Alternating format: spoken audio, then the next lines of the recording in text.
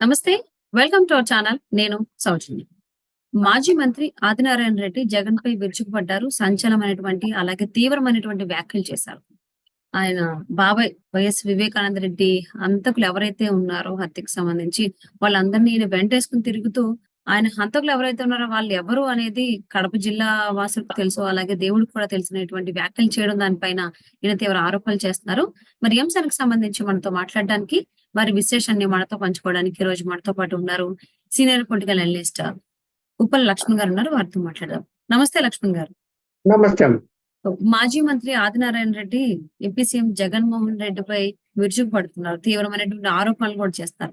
ఇంతకు ముందు మనం విన్నాం జగన్మోహన్ రెడ్డి వాళ్ళ బాబాయ్ వైఎస్ వివేకానంద రెడ్డి హత్యకి సంబంధించి హంతకులు ఎవరైతే ఉన్నారో వాళ్ళు ఎవరు అనేది కడప జిల్లా వాసులకు తెలుసు, అలాగే ఆ దేవుడికి తెలుసు అని చెప్పేసి వ్యాఖ్యానించారు ఆయన ఒక సభలో ఎన్నికల ప్రచారంలో భాగంగా.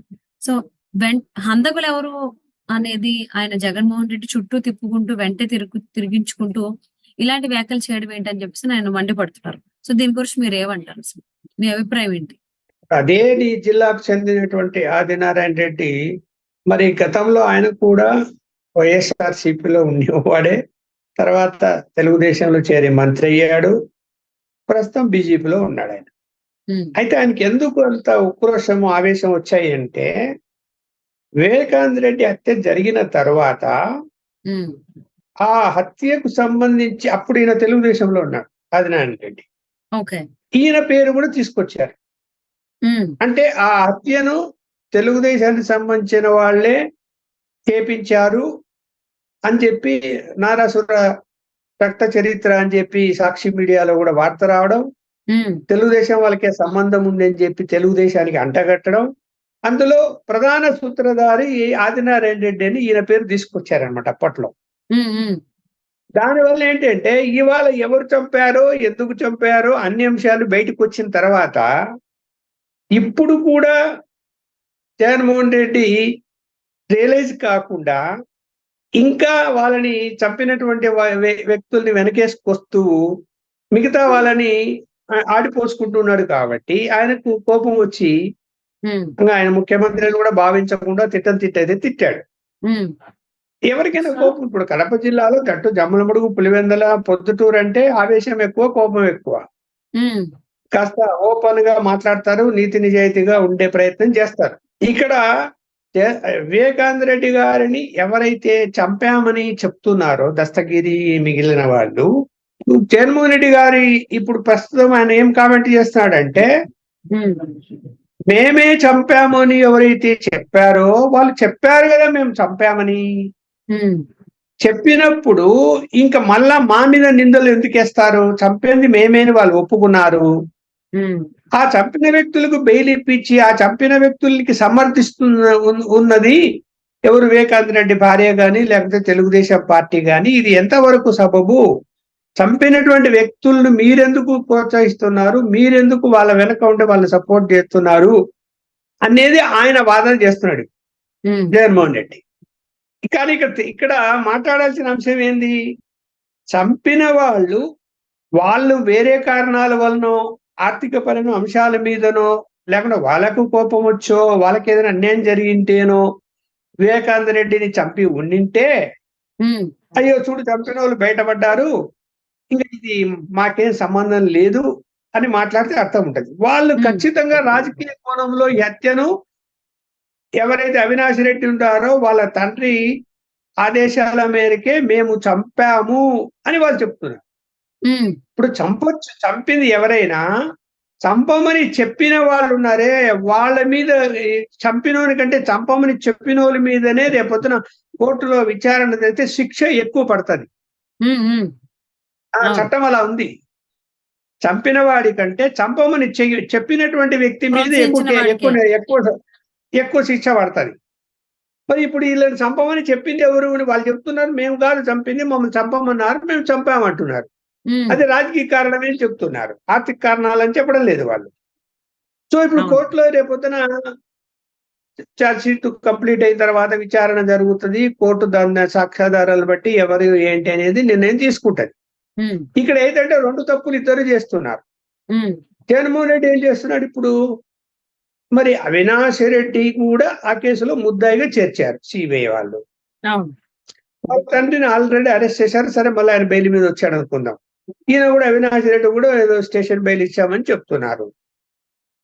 మరి ఒక ముద్దాయిగా ఉన్నటువంటి తన చిన్నాన్నను చంపినటువంటి కేసులో సరే అది ఆరోపణ, ముద్దాయి రేపొద్దున కోర్టులో ఏం జరుగుతుందో కొట్టేయచ్చు, దోషిగా నిర్ధారించవచ్చు తర్వాత అంశం. ప్రస్తుతం అయితే ఆరోపణ మీద ఆయన ముద్దాయిగా చేర్చబడి ఉన్నప్పుడు తిరిగి అవినాష్ రెడ్డికి టికెట్ ఇచ్చాడు ఆయన. అవును. మరి ఇక్కడ మీ చిన్నాన్నను చంపిన దాంట్లో సంబంధాలు ఉన్నాయన్న ఆరోపణలు ఎదుర్కొంటున్న కుటుంబాన్ని నువ్వెందుకు దగ్గరికి తీశావు, నువ్వెందుకు వాళ్ళని ప్రోత్సహిస్తున్నావని తెలుగుదేశం వాళ్ళు కానీ లేకపోతే ఈ మిగతా వాళ్ళు కానీ ఆరోపణలు వీళ్ళు చేస్తున్నారు. మరి ఇద్దరి మాట కరెక్టే కదా, ఆయన చెప్పేది కరెక్టే, ఈయన చెప్పేది కరెక్ట్, వీళ్ళు చెప్పేది కూడా కరెక్టే. ఆయన సీట్ ఇచ్చి ఉండాల్సింది కాదు. కేసు తెగని ఇప్పుడు ఆరోపణ వచ్చినప్పుడు రాజకీయ నాయకులు ఎలా ఉండాలి, ఆరోపణలు తేలేంత వరకు అన్ని వ్యవహారాలకు అంటే రాజకీయంగా కాస్త దూరంగా ఉంటే గౌరవం నిలబడుతుంది. ఎలాగో కేసు విచారణ జరుగుతుంది, ఒకవేళ మీ మీద ఆరోపణలు రుజువు కాకపోతే కొట్టేసినప్పుడు అప్పుడు మీకు సంబంధం లేదనే కదా అర్థం వస్తుంది. కానీ కేసులే, రాజకీయాలు రాజకీయాలే, మళ్ళీ తిరిగి పోటీ చేస్తారు. ఇప్పుడు ఆయన మీద కూడా ఆర్థిక నేరాల కేసులు ఉన్నాయి, ముఖ్యమంత్రి అయ్యాడు, మళ్ళీ ముఖ్యమంత్రిగా మళ్ళీ పోటీ చేస్తున్నాడు. మరి ఏం చెప్పాలి మనం? ఇక చట్టాల్లో లొసుగులు ఉన్నాయి, election commission rules and regulations లొసుగులు ఉన్నాయి, నేరస్తులు కూడా రాజకీయాల్లోకి వచ్చేస్తున్నారు. మరి దీని ఎప్పుడు ఈ చట్టాలు మార్పు తీసుకొస్తారో అప్పుడు గానీ వీటన్నిటికి బ్రేక్ పడదమ్మా. సో అంటే యాక్చువల్లీ ఇంతకు ముందు కూడా అంటే షర్మిల గారు కావచ్చు, లేకపోతే సునీత గారు కావచ్చు అన్నారు. సో ఎవరైతే మా నాన్నని చంపారో, మా బాబాయిని చంపారో ఆయన జగన్మోహన్ రెడ్డి వెంటేసుకుని తిరుగుతున్నాడు, సపోర్ట్ చేస్తున్నాడు, అరెస్ట్ అవ్వకుండా కూడా ఆపుతున్నారు అని చెప్పి ఆరోపణలు చేశారు. సో అది ఎక్కడ జరిగింది, ఎలా జరిగింది మనం అందరం చూసాం. టికెట్ విషయంలో కూడా మెన్షన్ చేశారు షర్మిల గారు అండ్ సునీత గారు. సో మళ్ళీ తిరిగి కడప నుంచి అవినాష్ రెడ్డి పోటీ చేస్తాడు, దానికే సపోర్ట్ చేస్తాడు జగన్మోహన్ రెడ్డి అని. సో ఈ మొత్తం సినారియోని ఫైనల్లీ మాజీ మంత్రి ఆదినారాయణ రెడ్డి గారు ఆయన మనసులో ఉన్నదంతా వెలుగుచ్చుకున్నారు. ఇంకా ఏ విధంగా మాట్లాడకూడదో ఆ విధంగా మాట్లాడారు. జగన్మోహన్ రెడ్డిని చాలా దూషించారు కూడా ఒక రకంగా చెప్పుకోవాలి అంటే. సో అది మనందరం విన్నాము. మరి ఆదినారాయణ రెడ్డి గారు మాట్లాడిన దాని తర్వాత సో ఫర్దర్ గా ఎవరెవరైతే నేమ్స్ ఉన్నాయో అంటే నారాసుర రక్త చరిత్ర అనే దాన్ని వార్తా కథనాల్లో ఎవరెవరి పేర్లు ఉండే వారందరూ కూడా ఈ రకంగానే రాబోయేటువంటి రోజుల్లో మండిపడేటువంటి అవకాశాలు ఉంటాయని అనుకోవచ్చా? కాదమ్మా, సంబంధం లేకపోయినా సంబంధం అంటగడితే ఎవరికైనా కోపం వస్తుంది. దాంట్లో ఎవరినైనా అప్పుడు ఆరోపించారో వాళ్ళందరికీ కోపం వస్తుంది. ఇప్పుడు చంద్రబాబు నాయుడుకి అప్పుడు అంటగట్టారు కదా, చంద్రబాబు నాయుడు గారి కోపం కాదా? ఆయన తెలిసి జరిగింది అని వార్త రాశారు కదా. ఇప్పుడు వీళ్ళందరూ ఏమంటున్నారు, జగన్మోహన్ రెడ్డి గారు మీకు తెలిసి జరిగింది ఇది హత్య అని వీళ్ళు అంటున్నారు. తెలిసిందంటే తెలియకుండా జరిగిందా అనేది మనం చెప్పలేకపోయినా కూడా రాజకీయ కారణాలతో ఇప్పుడు రెండు అంశాలు అక్కడ. ఒకటి ఆర్థిక పరమైన అంశాల మీద హత్య జరిగిందా, లేకపోతే రాజకీయ కారణాలతో హత్య జరిగిందా? రాజకీయ కారణం ఏంటి? ఆర్థిక పరం అంటే తేలలేదు, ఆర్థిక పరంగా మాకేం ఎవిడెన్స్ దొరకలేదని చెప్పేసిండ్రు సిబిఐ వాళ్ళు.